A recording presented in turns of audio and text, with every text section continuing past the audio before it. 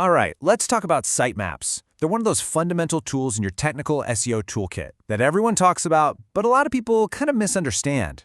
So today, we're going to draw the map to SEO success and figure out why this is so essential in the first place. I want you to imagine your website as a massive, sprawling city. You've got your main streets, your quiet little neighborhoods, maybe some hidden alleys with cool little shops. Now think of search engines like Googlebot as tourists visiting for the first time. Without a map, they could wander around for ages, miss all the best spots, and maybe even get totally lost. They'd leave without ever really getting what your city is all about. And that's exactly where a sitemap comes in. It's the official city map you hand to those tourists. It's basically a file where you list out all the important pages, videos, and files on your site. You're literally telling search engines, hey, don't miss these spots. It's your direct line of communication to them, making sure even the pages that are kind of hard to find get the attention they deserve. But just like any real city, one map doesn't fit all. You need different maps for different people and different reasons. For websites, this really boils down to two main types, what I like to call the technical blueprint and the friendly tourist map. Let's dig into what each one is for.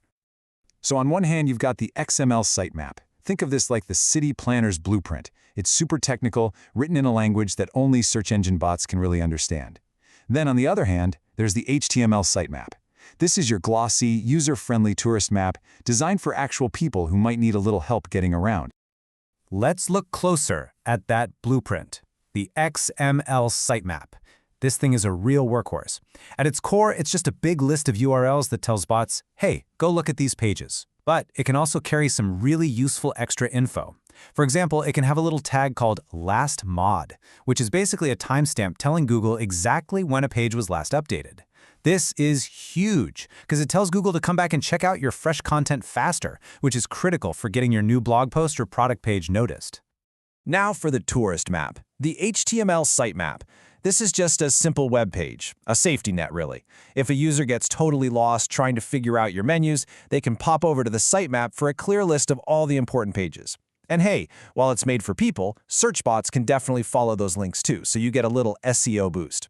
But here's a little heads up. If you notice a ton of your users are relying on your HTML sitemap, it might be a sign that your main navigation is a little confusing and needs a fresh look.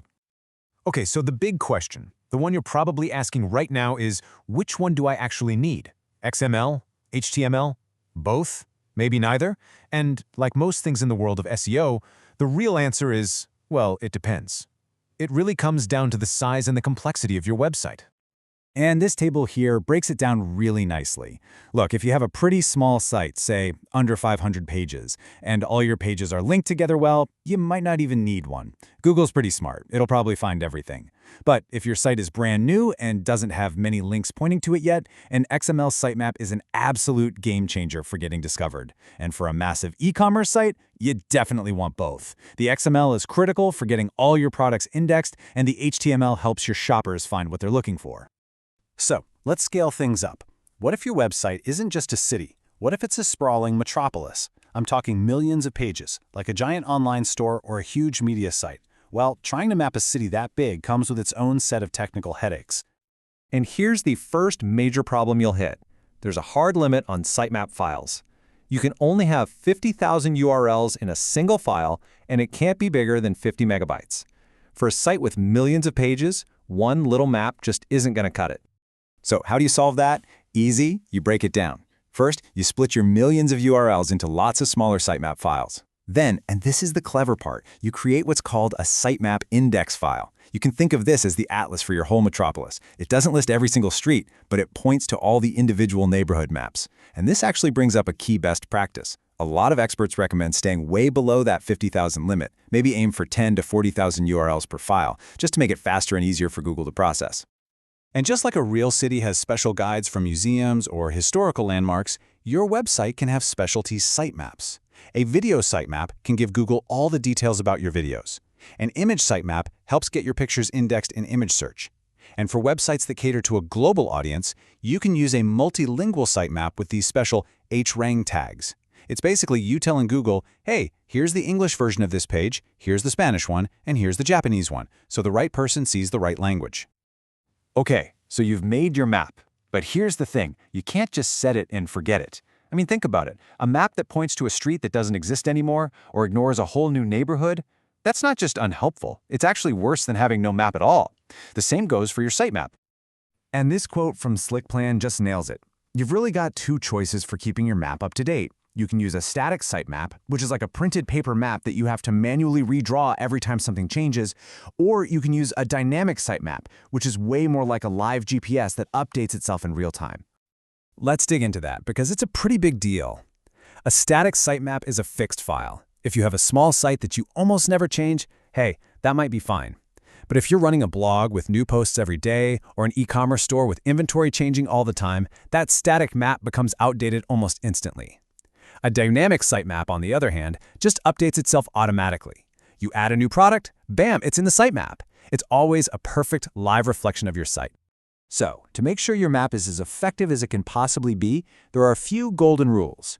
First, only include your good stuff, the main, high-quality pages you actually want Google to index, and make sure they're working properly. Keep the file size under that 50 MB limit. Always update it when your site changes, dynamically is best.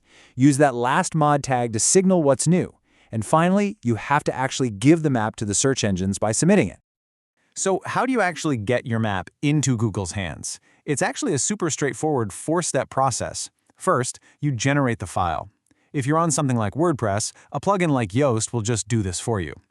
Step 2, you put that file in your site's main folder. 3, and this is crucial, you log into Google Search Console, go to the Sitemap section, and just paste in the URL. And finally, don't just walk away, keep an eye on that report to make sure Google is reading it correctly and to catch any errors. So, if you take just one thing away today, let it be this. A sitemap isn't just some file that sits on your server. It's an active, powerful tool. It's your chance to speak directly to search engines and tell them exactly what's on your site, what's important, and what's changed. It's how you make sure your digital city gets fully explored and appreciated. And that leaves us with one final, pretty big thought. We've gotten really good at drawing maps for the web as it is today, but search is changing so fast, right? We've got AI overviews and totally new ways of finding information popping up.